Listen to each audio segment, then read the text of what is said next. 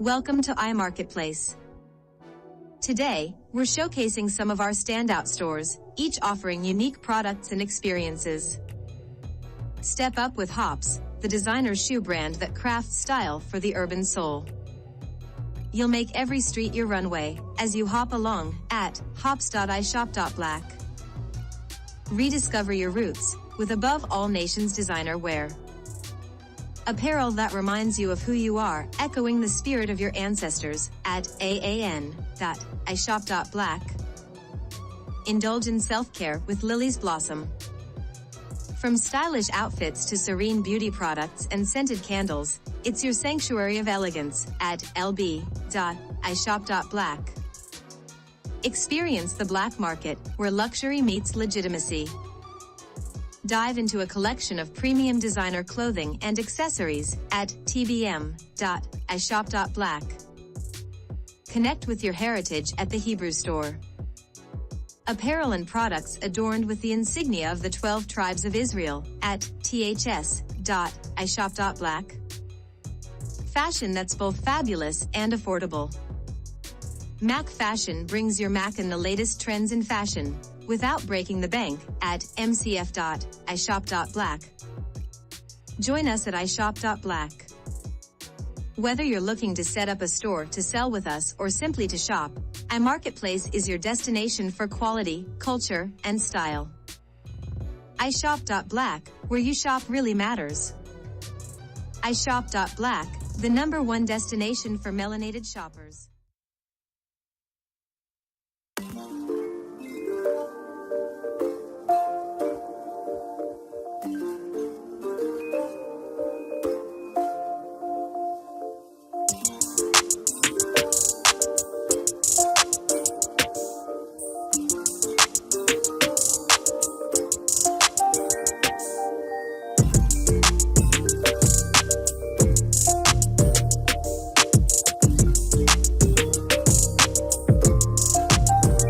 What's going on, fam? This is Jay Cameron inviting you to join us in Ethiopia next March 2025.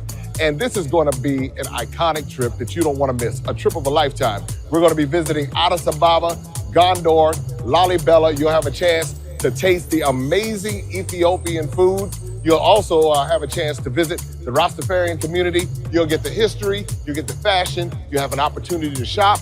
It's going to be a trip, an experience of a lifetime. So make sure you sign up to join us in Ethiopia, March 2025. Introducing the African Diaspora News Channel app, your gateway to stories that's overlooked by the corporate mainstream media. At African Diaspora News Channel, we cover stories that don't receive mainstream attention, and we serve as the voice to the global Black community.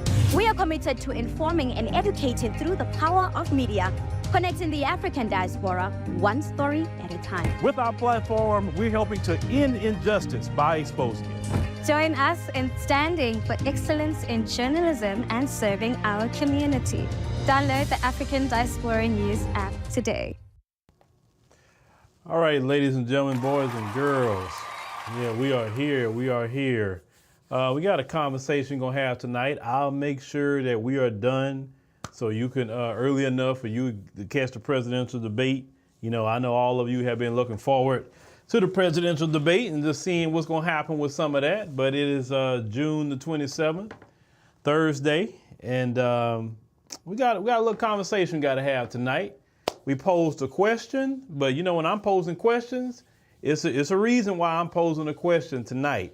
We're going to go through a report that proves that everything we do, everybody's watching how people in our community assist the folks in keeping tabs on, you know, what we're doing and all of that. So with that being said, you know, just real quick, those of you who would like to go to Ethiopia, of course, those who like to, there's 15 spots left as of now. And it was getting toward the end of the week. You know, some people get paid Thursday, some people get paid Friday, but secure your spot while they have 15 spots left. We don't want you to show up at the last minute or try to come on the last minute, because after the 25, boom, it's cut off. And that's the end of that, okay? Also, thank you for everyone who has downloaded the African Diaspora News Channel app in the Google Play and Apple App Store. Those of you who got a monthly membership, those who got a quarterly membership, or got a year membership, thank you very much for supporting the show. Not only that, you get access to everything that we have.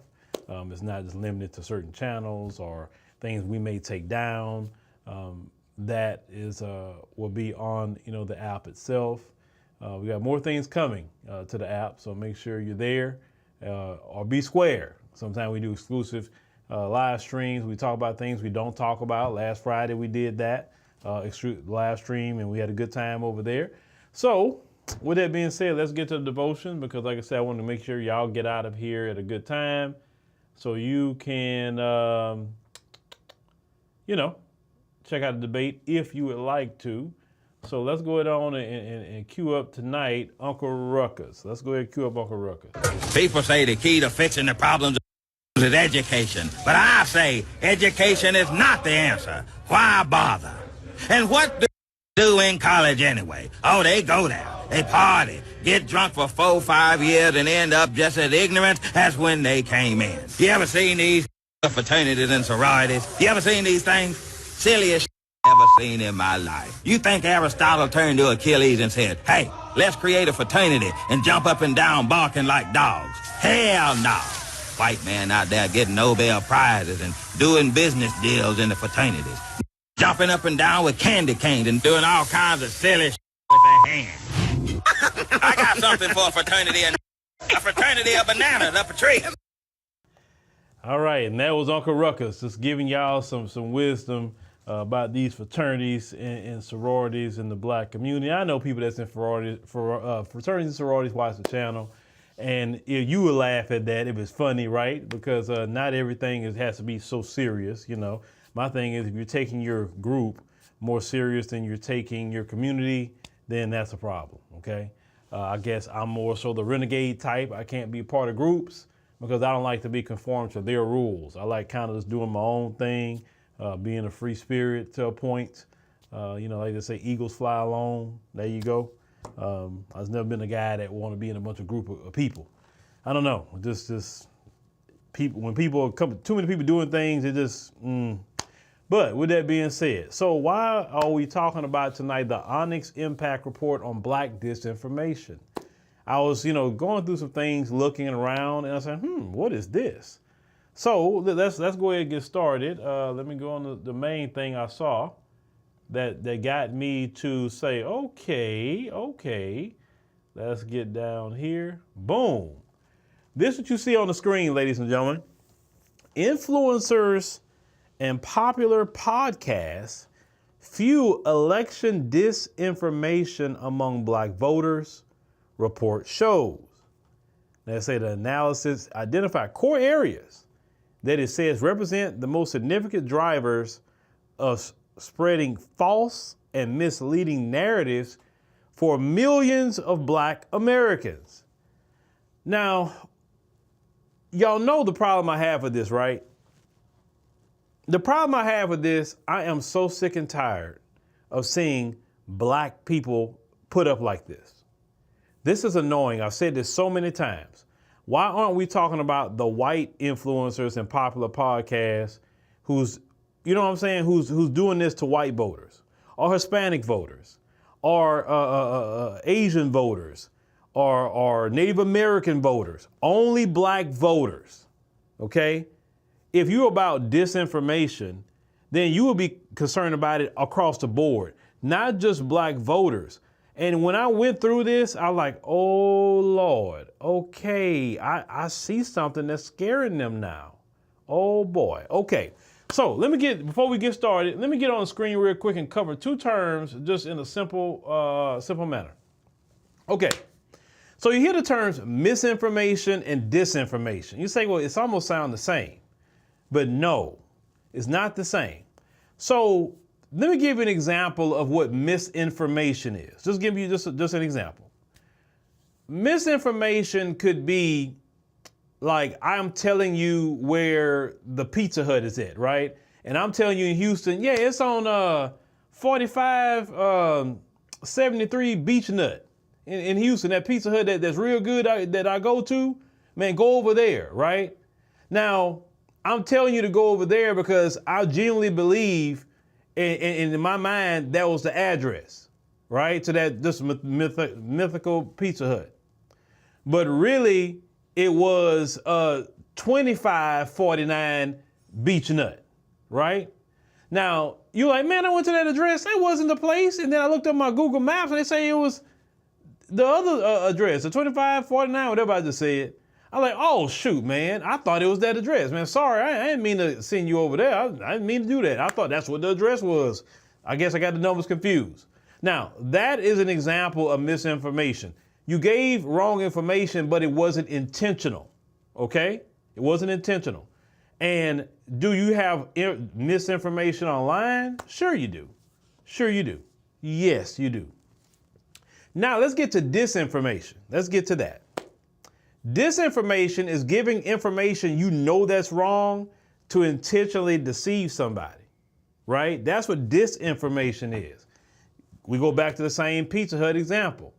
So if I know the Pizza Hut is at the 2549 Beach Nut in Houston, right? I know that, but I'm going to tell you that is at the 4935 Beach Nut. I intentionally did that to send you over there for a nefarious reason, right? Because I didn't want you to go to the right place. So that is disinformation. I'm intentionally giving you wrong information, but I know what the right information is, okay? So to say that influencers and content creators are giving disinformation and saying it in a blanket statement is saying that Black people who are independent media, aside from the mainstream media, are intentionally giving you information that they know is wrong. They know is wrong. And at the same time, they make our audiences who are Black like they're silly, like they're ignorant, okay? You want to know who some of the best fact checkers over here is y'all. And I'm giving you an example. There's a couple of stories at times that say it was reported over the years, right? And the information we had at the time was what it was, or maybe something was like, oh, we thought this, but it was that. Y'all are quick to say, hey, man, that's not right. Hey, this is this. Hey, that's that. Hey, man, you probably need to change that. You need to go, hey, Phil, look at this. Like that, what you put in there wasn't right, man. You probably want to amend that or take that down. Or, hey, Phil, so-and-so made a report, but, man, that was this, that was that. Man, you probably need to talk to them about that. People do come if something's wrong, and if I look into it and say they're right, it immediately comes down. We all human beings. All these mainstream outlets have reported things that was wrong and wasn't intentional, but it may be wrong, or somebody told them something and they ran with it or whatever. Human beings make those mistakes, but human beings correct the errors of their ways, okay? So to say disinformation, that everybody's putting out information they know is wrong to deceive the masses, I got a problem with that already. So let's get back to where we was at real quick. Okay. So I'm not going to read through all of this because I want to go through the actual report they're talking about here. It's coming from NBC News, and that's how I saw it. Okay. So, they mentioned a few people in here like Candace Owens. They mentioned a Fresh and Fit podcast, talking about the Manosphere. They mentioned the Breakfast Club. They just kind of give you a synopsis, right? But we're going to go through the whole thing. But now NBC News, they're saying 3 other effective sources of disinformation. The report notes are extreme Black nativists and separatists, like foundational Black Americans who don't believe in the concept of Pan-Africanism and have stressed that people who are not descendants of enslaved people should speak for or on behalf of Black Americans, as well as health skeptics, mentioned Rizza Islam and all of that. Okay, so let me address that just real quick before we go into the rest of this. I don't know no other group of people that wants other groups representing them. Like me, I cannot speak for the white community. I'm not white. I can't speak for the Hispanic community. I'm not Hispanic. I can't speak for Asians. I can't speak for Arabs. I can't speak for Native Americans. if someone's going to speak for those prospective communities, they want someone from their community who live in their community, who know all the issues and problems of their community to disseminate their issues.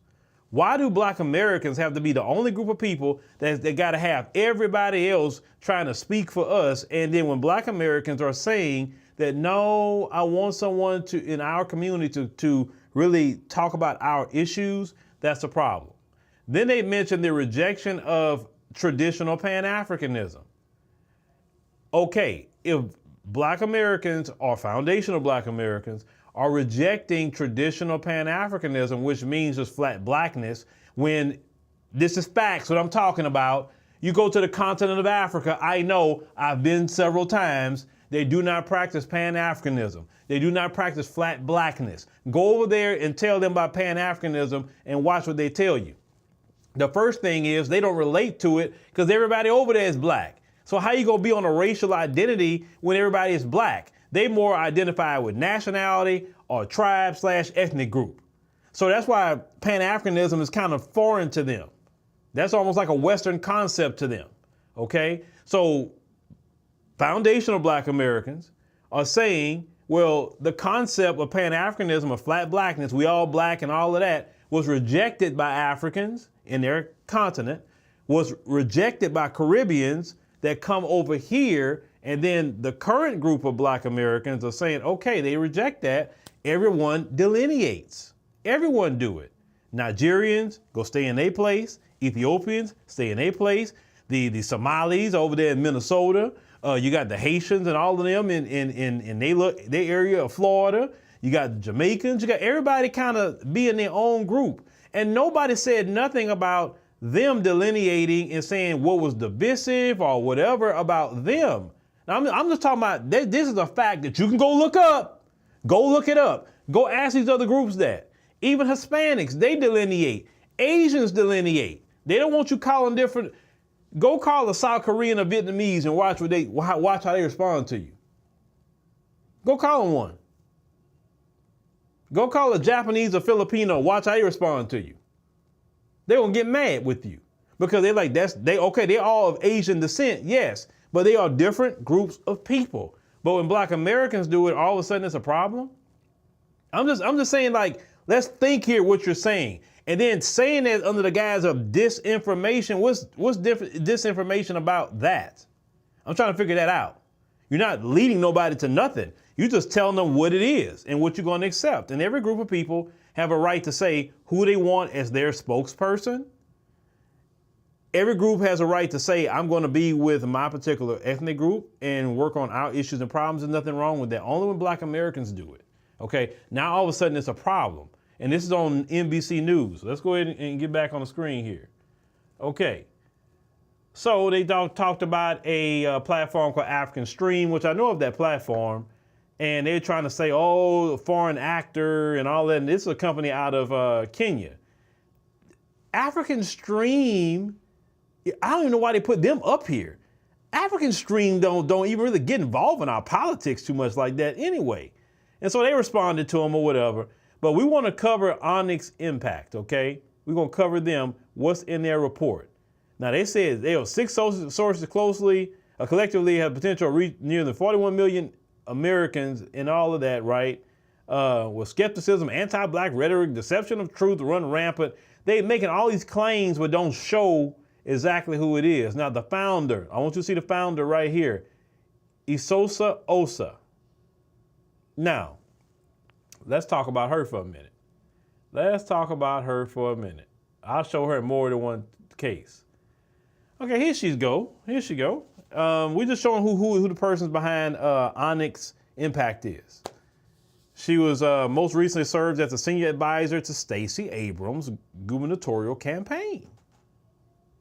She's currently deputy executive director of Fair Fight Action. Well, she's not anymore, but a voting rights. I'm just saying her background, a voting rights organization founded by Stacey Abrams. Okay. Well, she manages the organization research, communication, political, and organizing teams. She also leads the organization's pro-democracy reform efforts with focus on policy reform, combating disinformation, and de-escalation strategy. She follows her work as a campaign manager, chief of staff for a top 2018 U.S. congressional election. Prior to her time in politics, Sosa was a portfolio manager at BlackRock. If you know anything about BlackRock, that's a major corporation who just about run everything in America. Well, she managed a wide array of fixed income products, analyzed monetary and fiscal policy, and led firm-wide research on housing, healthcare, and inflation. Sosa is a native Ohioan, and she's a graduate of Duke University, Stanford School of Public Policy. Okay, so something else that I looked at in her LinkedIn when I went down to the bottom, I mean, she's been, of course, what they said, Morgan Stanley here, but she was on the political team of Obama for America, okay? And then Ken Harbor, who she worked with, Stacey Abrams, and then, of course, the Fair Fight Action. And then from there, she created this nonprofit, Onyx Impact. All right, so let's go here. Now, this on Onyx Impact, you know, who we are. We just want to just give a background of what we're about to read and who's putting it out there. And then we'll just let the people make the decision. I'm not here to make a decision for you. I just want to just put out the information, right? Do the right thing. Information, information, information. Onyx Impact is a nonprofit organization founded to better serve and empower Black communities by fighting the harmful information ecosystems targeting them. The threat of manipulated information designed to target specific communities had never been greater. Left unchecked, adverse information divides communities, reduce trust in institutions, and suppress civic engagement. You lose trust in institutions when the institutions become not trustworthy by the actions they're doing to a said community. I'm just saying, that's how you kind of lose trust. It's kind of like in a relationship where if you're in a relationship with your man or your woman and they tell you one thing and they don't do it and they keep doing it, eventually you lose trust in them, right? And the only way they can get that back, unless they got to do right by you for a long while. Okay. And so we must fight back, and say, against the spread of adverse information to protect our society and our democracy. Okay. So she's the founder and CEO of Osa. Okay. Those of you in the chat, maybe some of you from the continent, do you know exactly where that last name comes from? I'm gonna let you guys have that conversation, and I'm doing that for a reason. It says she's the founder and CEO of Onyx Impact, an organization that's not even a year old, actually, and yet she's on the mainstream media. Okay. Created to better serve and empower Black communities by fighting the harmful information ecosystem targeting them. Sosa previously, Deputy Executive Director of Fair Fight Action, a voting rights organization, where she led pro-democracy reform efforts with focus on combating adverse messaging and voting policy reform. They said while overseeing the organization's research, communication, political, and organizing teams. Prior to her time in politics, Sosa was the portfolio manager of BlackRock, which we saw that. And she managed a wide array. Same thing kind of was on her thing. All right, let's get to what you guys really want to see. Let's go. Ladies and gentlemen, this is the report. This is the report, ladies and gentlemen. This is the report that, let me see, I probably need to zoom in on this report a little bit from Onyx Impact. I want to make sure, everyone, that we're giving out the right information, everyone. You see that? Well, we always do that here. All right, real number 19. Okay, so the Black Online Disinformation. Remember, disinformation means that you giving people wrong information and you're doing it to deceive them. Remember, that's what disinformation means. Misinformation is not intentional. You really thought that was the right information, but you genuinely thought that, but it was actually wrong. Okay, all right, just give you. All right, executive summary. Let's go down. Let's go through this. We're going to try to get through it. Black communities hold immense power in our political system in the area of unprecedented technological and social change, confronting the challenges created by misinformation and disinformation affecting Black communities and are crucial to ensuring the health and stability of our democracy. Now, Onyx Impact's Black Online Disinformation Landscape analysis is a vital step in that effort. It says the landscape analysis as they provided the first ever comprehensive roadmap for understanding and addressing the unique disinformation networks. Wow, disinformation networks, man, I had no clue that was going on. And narratives both within and targeting Black online spaces. Okay, the takeaways. 1, the 3 most significant narrative threats to Black voter engagement in 2024 are misleading narratives about civic disengagement, Biden broken promises. Why Biden? I mean, people say things about Trump too. Why only Biden? Because I could have sworn I heard some people say ain't vote for Trump either. Why only Biden? So you kind of know where this is going, right? I'm reading the words right off the website. I'm not taking nothing, I'm not making nothing up.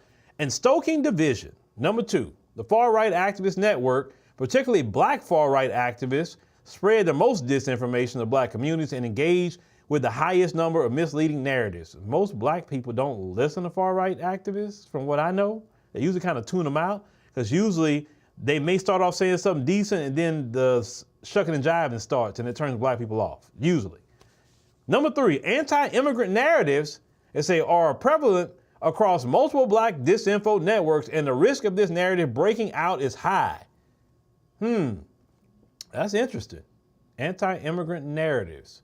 But yet she doesn't give examples of what the anti-immigrant narratives are. You make accusation, but you don't, like, for example, this narrative, right? I mean, it would help us to let's say if something's wrong, right? Number 4, in the current media environment, black gateway influencers and platforms are critical to stemming the rising tide of disinformation and reaching black audiences targeted by harmful narratives. Remember, disinformation is someone knowingly giving you wrong information to deceive you. And this is what this report is saying. It's a blanketed report. It's not saying misinformation and disinformation, not saying some, it's not any of that. It's just blanket. Okay. So what is the strategic guidance, ladies and gentlemen? Develop robust strategies to engage black gateway influencers immediately. I mean, right now, ASAP. Identify and resource as many black trusted messengers and media as possible, whoever they are. Expose and discredit key bad actors in the core black disinfo network. Wait. Something just hit me. Expose and discredit key bad actors. First of all, what constitutes as a bad actor, for one? And the 2 words you're using, expose, what are you exposing? And you're going to discredit them? That language almost sounds like COINTELPRO. That's what hit me just now. It almost sounds like COINTELPRO. The way it's written, not saying it is, I'm just saying expose and discredit, that's the same thing that J. Edgar Hoover said, right? Okay, cool. Aggressive counter-revisionist history, civic disengagement, and Biden broken promises and disinformation narratives. See, you wouldn't have made this a lot better if you just said, just a political landscape or something, but you keep mentioning Biden. And we know the background of the author and the CEO of the company. So we did that because, we go and look for information, sis. We go look. Nuance is necessary, foundational choices in the landscape. While this landscape strives to be a comprehensive overview of the current online disinformation ecosystem impacting the black community, it is important to approach the research findings with nuance and an understanding of the complex, ever-evolving nature of black culture and our information ecosystems. Onyx Impact has documented thousands of accounts within and tangential to this black disinformation ecosystem. But we recognize that the intentional spectrum of the harmful discourse is broad and therefore focus on highlighting the most pernicious networks, narratives, and influences in this space. Onyx Impact rejects any attempt to use the research to make broad generalization about the black community or fuel divisions within the black diaspora. You're making, you put that because that's what you're doing. You're making a broad generalization by saying disinformation and, okay, let's go through this. So we didn't want to just take what NBC News said, ladies and gentlemen. Okay, we're going to go through it itself. The overview of the landscape. Confronting the challenges created by misinformation, disinformation affecting the black community is crucial to ensuring the health and stability of our democracy. Onyx impacts Black Online. Okay, tell y'all that the roadmap for understanding and addressing unique disinformation networks. Okay, cool. The 6 core networks identified. Now they identified 6 prominent online networks reaching and targeting black Americans. This includes both authentic online networks and personalities, including black Americans' views and disinformation networks targeting black Americans across social media platforms like Facebook, Instagram, TikTok, Twitter, and YouTube. Although many more networks exist in Black online spaces, these 6 represent some of the most significant in connection with spreading false and misleading narratives in the Black communities. But yet earlier in the piece, you said you're not trying to generalize. And this is exactly what you're doing. You're generalizing and you're not even giving examples. But let's go. I mean, number 1, gateway influencing platforms represent authentic online influencers and platforms in the Black spaces and within large Black followings who serve often unintentionally as high value targets for bad actors to introduce harmful narratives. But you're not saying what the narratives are. Okay? My Lord. The network serves a critical role in elevating Black news and culture, but may also uplift misleading influences and narratives. For example, The Breakfast Club, The Shade Room, 19 Keys, The Joe Budden Podcast, Earn Your Leisure, The Stephen A. Smith. Stephen A. Smith? Really? Stephen A. Smith? Oh, okay. All right. He like the wrong one to put on this list. Joe Budden too. Earn Your Leisure don't even talk about nothing really political. The Breakfast Club gets into that conversation. Shade Room just, they click some views. 19 Keys, yeah, he probably talks about some political things here and there. Number 2, far-right actors and media outlets, including Black and non-Black extremists, Black and non-Black extremists who target Black audiences with inauthentic persuasion campaigns and promote anti-Black, anti-immigrant, anti-LGBTQ+, revisionist histories, and other disinformation narratives to advance their political agenda. What is this revisionist history I keep hearing about? And I have no examples so far of what is revisionist history. You're saying things, you're literally labeling people extremists, and you're not giving examples of what it is. Number 3, the Black manosphere is a subset of the internet's manosphere that encompasses a group of online communities sharing extreme misogynistic views that specifically address Black men's experiences. This network emphasizes a narrow view of Black masculinity tied to dominance, emotional suppression, and material achievement, while creating an extremely negative portrayal of Black women that strains gender relations and reinforces divisive narratives within the broader Black community. Now, I know some things they may say in the manosphere at times it could be toxic, but let's look at what she's talking about.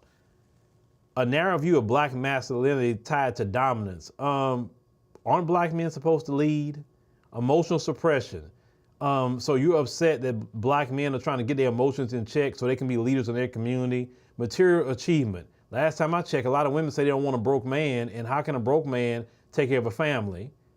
While creating an extremely negative portrayal of Black women that use strange gender relations and reinforces divisive narratives within the broad. So, okay, I mean, if you want to go there, what about the people that's putting out horrible statements that's not even on, maybe not even on the platform anymore? Women have said horrible things too. Why don't we focus on that? I'm just saying this is annoying. Number 4, Black extreme nativist and separatists. I guess that's considered people like they would put foundational Black Americans, I guess, in number 4. I said separate themselves from other Black nativist movements, uplifting Black determination by creating, promoting, and amplifying racialized disinformation, a xenophobic worldview, and pushing far-right talking points on gender, sex, and healthcare. So the xenophobic worldview, and I know that with that interpreting, when you say, hey, I'm only worried about Black Americans, everybody else, that's on y'all, I'm cool. That to them, that's xenophobic. I know that's where that's coming from. Amplifying a racialized disinformation, what is that?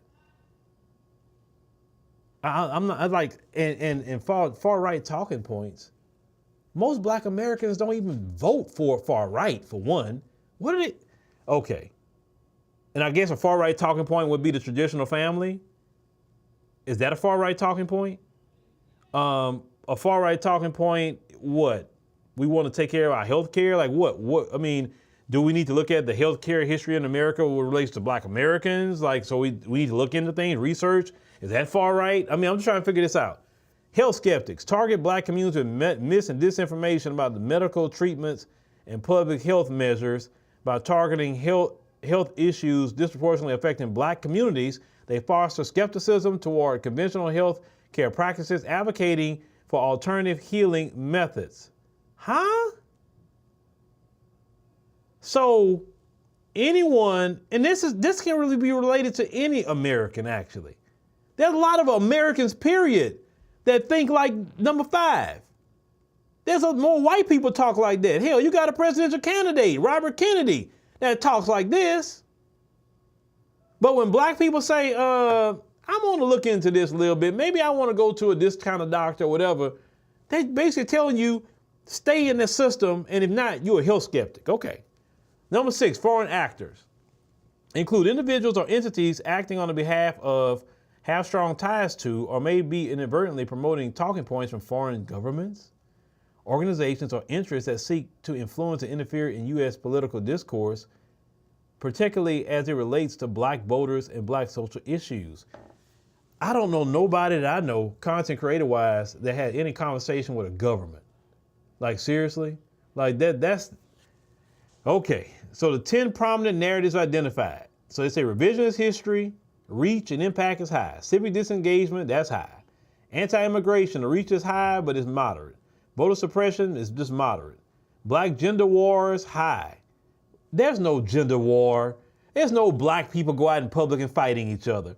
Trust me, I live in Houston, and when I see Black people, there's no Black man and woman at each other's throats. You say, hey, brother, hi, hey, sister. When Black folks go out to brunch, Black folks go out to the club, Black folks go out to different events, the rodeo, or any sporting events, there's no Black men and women at each other's throats. Stop lying. There's no gender war. It is a lie.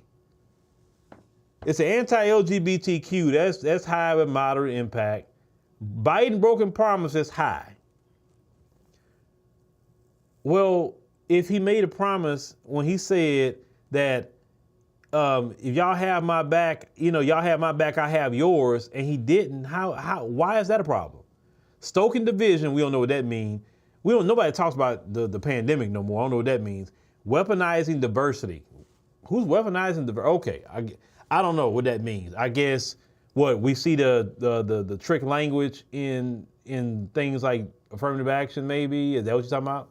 Now, of course, they say Onyx Impact research identified 10 of the most prominent narratives that say across, they said, hold on, where I'm at. Black disinformation online spaces. The reach of these narratives was determined by the number of core networks actively engaging within the narrative and the volume of conversation across platforms. High reach narratives are determined by those spanning, let's say there, or more networks. High impact narratives are defined as those actively moving people into new networks or were currently popular topics, a discussion across multiple gateway influences. So, y'all, this is the web of Black disinformation, y'all.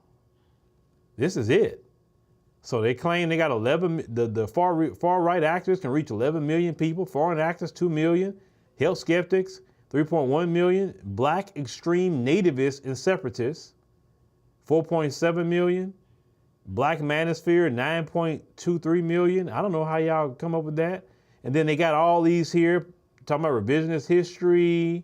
It looks like all of them are pointing to Black extreme nativists and separatists, though. If you look at that, right? Everything goes there. And kind of far-right activists. I want y'all to see this, y'all. Y'all see this? I just want y'all to, look, we're giving information. We're going through the report. We're not altering nothing. It's coming directly from their website. All right, the key takeaways, y'all.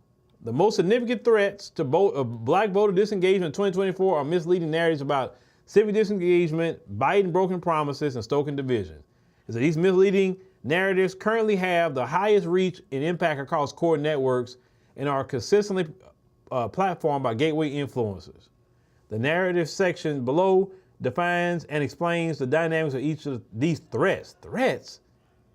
Are y'all threatened? Let me ask you a question. Are y'all threatened by anybody online that's making commentary? I'm just asking, give me a thumbs up for yes or a thumbs down for no.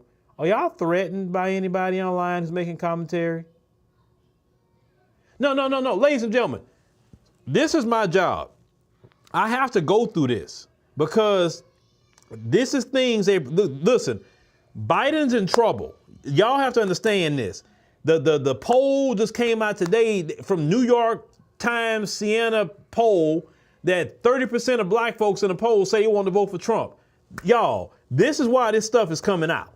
Okay, so let's go through this so we know when all this stuff comes up. Because toward the end, she says a certain thing I want y'all to pay attention to. It said the black far-right extreme activist network is spreading the most disinformation to black communities. It said we cannot underestimate the power of this network to shape the 2024 discourse and persuade black voters. The black far-right activist network is the only core network actively engaging with and amplifying all 10 prominent narratives identified in this analysis. In addition, the reach of just 5 leading actors in this space, it said more than 11 million subscribers with content views and engagement numbers, many factors are higher, right? So well-known far-right influencer Candace Owens, as they mentioned in the report, has experienced remarkable rise in notoriety in black online spaces, coinciding with her split from the far-right outlet Daily Wire. In recent months, Owens has strategically rebranded herself to appeal to black audiences and has aligned herself with black manosphere key actors like Fresh and Fit podcasts while gaining access to top gateway influencer like The Breakfast Club and Joe Budden. So they've been watching Candace Owens. Now, the black gateway influencers are key to stemming the rising tide of disinformation. So the Black Gateway Influencer Network serves, a critical role of informing black communities as uplifting black news and culture and should not be viewed as bad actors. Onyx Impact recently conducted 7 national black focus groups to gain insight into how they consume online information and engage with prominent narratives. The Breakfast Club is one of the most frequent cited sources of news across groups, indicating widespread reach and impact. I don't go to the Breakfast Club for no doggone news. I watch their interviews if they got somebody interesting, but who going to the Breakfast Club for news? Okay. So this network is targeted by bad actors for the very reason. You can't just get on the Breakfast Club. They got to invite you. I can't call a Breakfast Club and say, hey, Charlamagne, can I come next week? That's not how that works. They say the network is targeted. Okay, they say because most of the prominent narratives exist across multiple networks, when bad actors successfully spread a key narrative to gateway influencer, the added audience exposure, and potential algorithmic referral impact serves every network engaging with that key narrative. Ensuring gateway platforms are flooded with good information will be key to mitigating this effect and 2024 risk. Y'all, this is all about the election, y'all. Let me tell you something. Let me go through this. I'm gonna tell y'all what the real problem is. Like seeing this told me something that I wasn't even realizing. It's anti-immigrant narratives are breaking out across multiple black disinfo networks. Y'all, this whole networks out here, y'all. I didn't know it was whole networks. Man, please point me to the networks. The growing prevalence of anti-immigrant rhetoric is notable across the far-right activists, black extremists, and didn't we go through this before about black identity extremists? Didn't we go through this before with the FBI? It's saying foreign actors core networks. Given anti-immigrant rhetoric is active across multiple core networks, there is a significant breakout risk if gateway influencers begin to focus on this topic. So they're saying basically, if somebody going to Breakfast Club talking about immigration, oh my God, that's a problem. It's an anti-immigrant narratives currently take 2 distinct tracks. Extreme black nativists and separatists, which they would consider black foundation of black Americans, often push bigoted beliefs toward black immigrants as indigenous people, suggesting that support for these communities comes at the expense of addressing the needs of native-born black Americans, primarily through reparations. Oh boy, okay. So did y'all go talk to people in Chicago about this when y'all did this research? I know y'all didn't talk to brothers and sisters in Chicago. I know y'all didn't. Where Brandon Johnson has literally took money from the budget and gave it to migrants. Like, y'all, this is things that's news, that's plastered all over the news. It's nothing about this is disinformation. I'm sorry, this is not the truth. They say addressing the needs of native-born black Americans primarily through reparations. Far-right activists, have focused more on the border crisis narratives that suggest Latino immigrants are responsible for taking resources and jobs in black communities. However, this distinction is weakening as foreign and domestic actors in these networks amplify both tracks simultaneously. So she said about reparations, right? So that leads me to believe you may not be qualified for reparations. Just saying. Okay, this is a strategic guidance, y'all. How they will combat all of this, okay? The strategic guidance. Okay. Develop robust strategies to engage Black gateway influence immediately. This is 911. It say, if we want to stem the current wave of disengaging rhetoric and inauthentic persuasion, who are you to say who's inauthentic? Last time I checked, the Black community tells you if you're authentic or not. Last time I checked, we can see the real through the fake. Last time I checked in the Black community, we can sniff BS real quick. They said we must have plans to consistently engage Black gateway influence between now and the election. Our focus groups showed again and again that meetings such as the Breakfast Club are still main engagement platforms for Black voters, regardless of how they are seen in political circles. If Candace Owens is on the Breakfast Club 5 times this year, we should have our trusted messengers on 10 times. We should make sure informative ads and content and information is appearing on gateway influence platform constantly. This is especially important in 2024 as social media companies announce that they are limiting political content on feeds. Bad actors are circumventing these rules by engaging non-political lifestyle influencers to share their narratives. We must also be prepared to engage non-political influencers if we hope to fight back. Okay, fight back in what way? And who are these trusted people? Who are they? Can you give us a list who the trusted people is? So maybe I can find out who these trusted people are, right? All right. Identify and resource as many Black trusted messengers and media as possible. There's a crisis of trusted messengers in our community, in part caused by the attacks on the news media and the spread of disinformation globally. Onyx Impact focus group showed that there are a few national leaders seen as trusted messengers. As the cost of spreading disinformation approaches zero, it will become increasingly more difficult to determine what is authentic and inauthentic news. We must find and develop innovative quantitative strategies to identify who can actually be considered a trusted message in the Black communities at a local, state, and national level. With the advent of generative AI, soon who information is coming from will be either the only way for people to verify it. As research indicates, young Black people may be moving farther away from the church, and more time passes from the civil rights era. That's 2,000% correct. It would be a grave mistake to assume trusted messengers have remained the same. Once again, who are the trusted messengers? We don't know who they are. Here we go. Expose and discredit key bad actors in the core Black disinfo networks. We cannot allow bad actors spread of disinformation to millions of Black Americans to continue to go unchecked.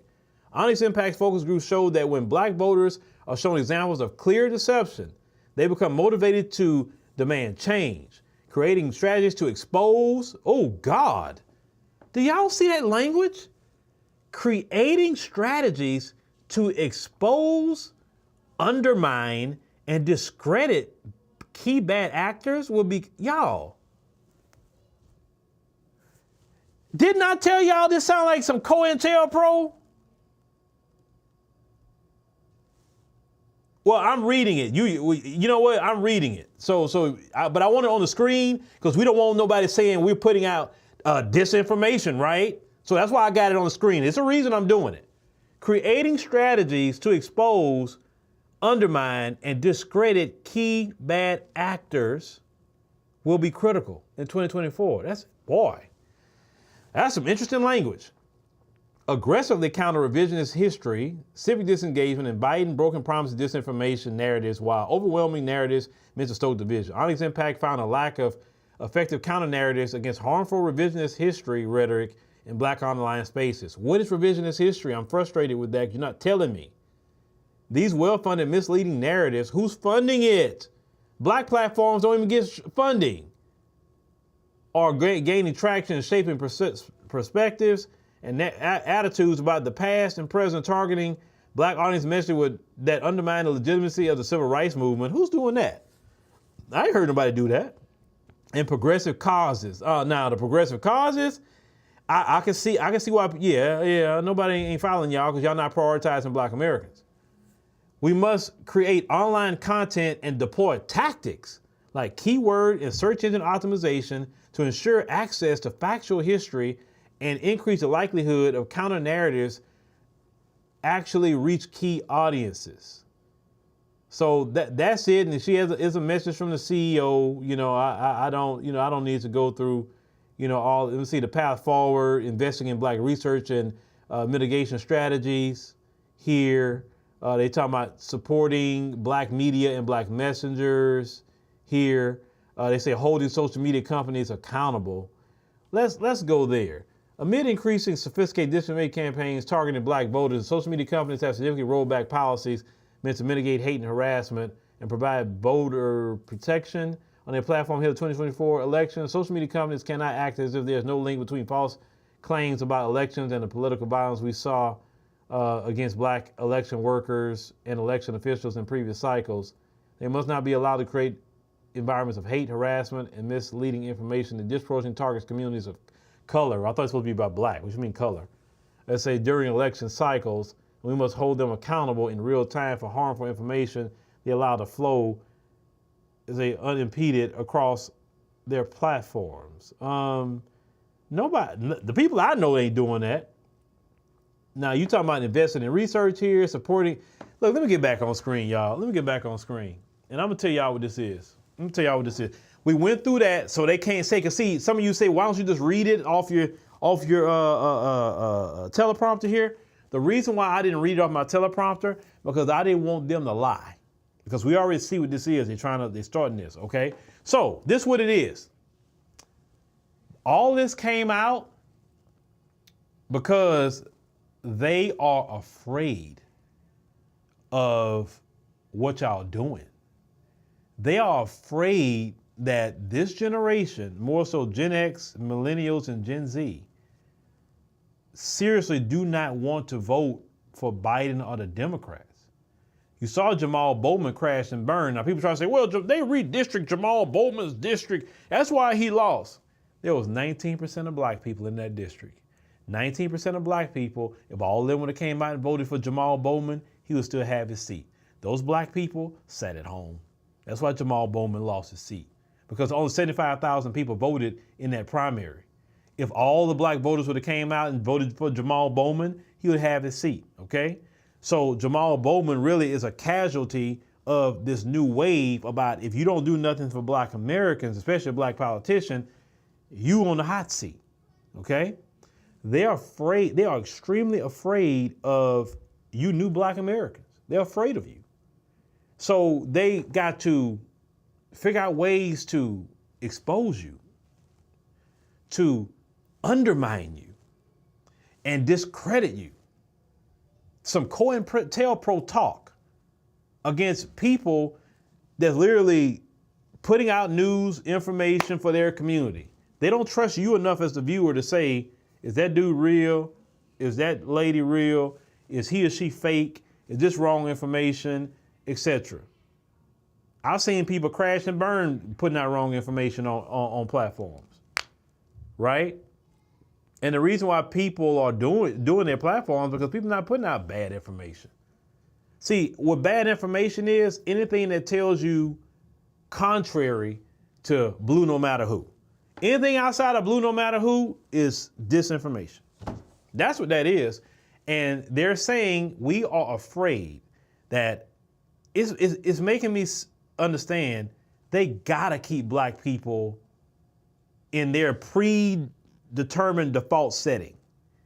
And because Black people are starting to move away from the church, which is their default setting, Black people are starting to move away from just voting one way and more centering themselves more as a independent and centrist, and they can go either way in their voting.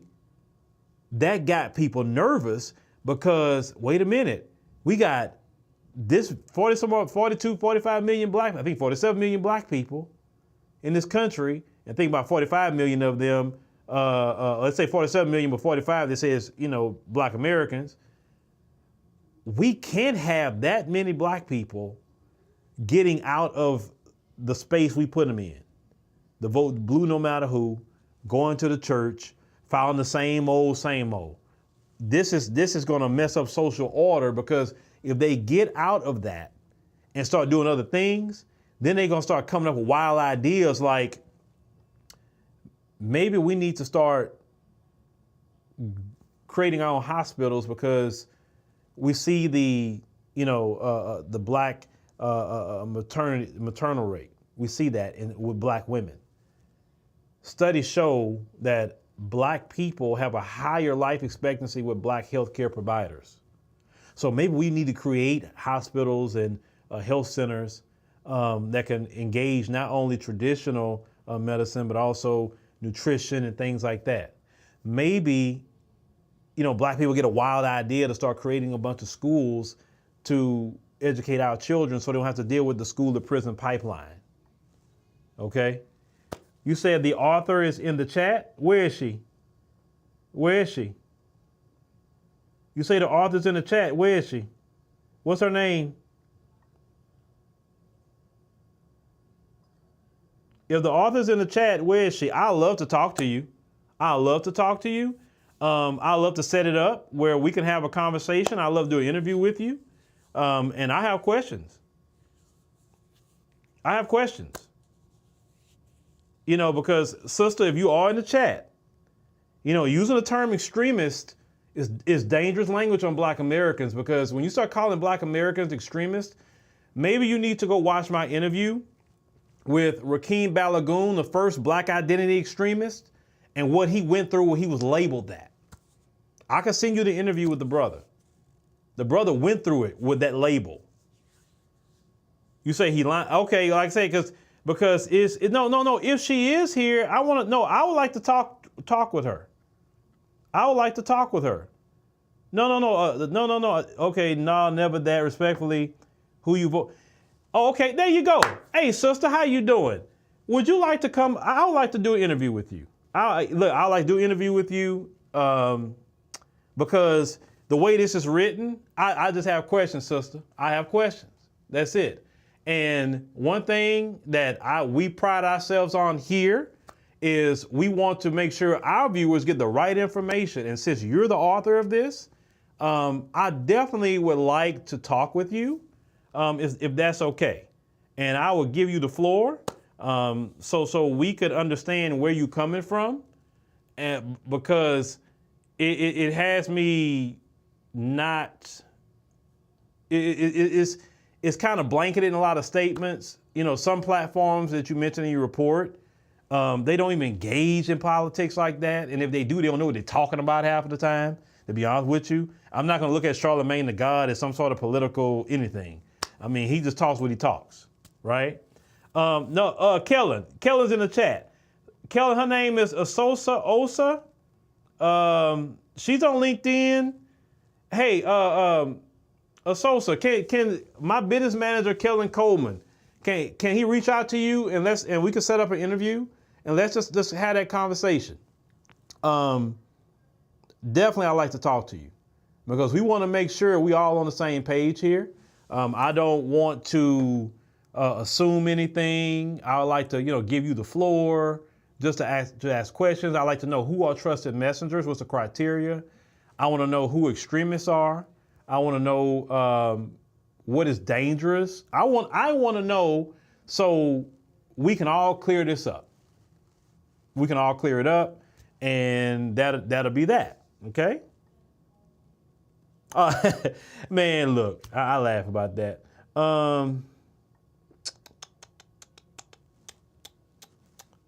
Well, like you say, yeah, yeah, I don't like that term extremist because the real extremist to me is these people running up in schools, shooting innocent children. These people who are, storming capitals and people who are extremists on the police force, who are anti-black racists, who are really doing harm to black Americans. Them police that ran up in there and killed Breonna Taylor. That's anti-black extremism. We need to definitely come at that. But Asosa, okay, Asosa. I know where your LinkedIn's at. I'm going to have, I think your email's on the site. My business manager, Kellen Coleman, reach out to you. I would like to do an interview with you if we can. And let's just have that conversation. I just got questions. The audience would like answers because maybe this is saying things in a way that we're not perceiving, right? So we just want to know. I saw you made a comment that, that you're not telling people who to vote for. Well, so let me tell you something. Let me give you my analogy of how I get down. I tell people this. 1, be registered to vote. Why? So you can participate sometime in your local election, maybe not want to participate in presidential, but your local election is more important because you got your sheriffs, you got your judges, you got your DA, you got your school boards, you got your city council, mayor, everything. The local elections affect you a lot of times more than your presidential election, right? So all people here, we promote register to vote. Another thing we promote everyone to have a driver's license. Why? So you can move to and from. And also if you live in a state where it's voter ID like mine in Texas, you just show your ID so you can vote and participate in the election. Number 3 is so this is what we also promote, passports. We want all our people to have U.S. passports so they could travel, go do what they like to do, and not just be pigeonholed. That's the 3 things that we promote here, okay? But yes, I would like to talk to you, if you like to. We talk to anybody here. Everybody's welcome. All right. No, everybody's welcome. Everybody's welcome. She's welcome, okay? So Kellen, please reach out to her. All right, ladies and gentlemen, thank you for joining us on the stream tonight. We went through the report. Thank you, and we look forward to talking to the author of the report. We definitely look forward to talking with her and breaking bread with her, and let's see, if she can expound on some things that maybe we need explaining to, about the report, okay? All right, so I'm gonna get up off of here. I'm gonna go check out this debate. So I want to see what's gonna happen with this debate. This should be pretty interesting.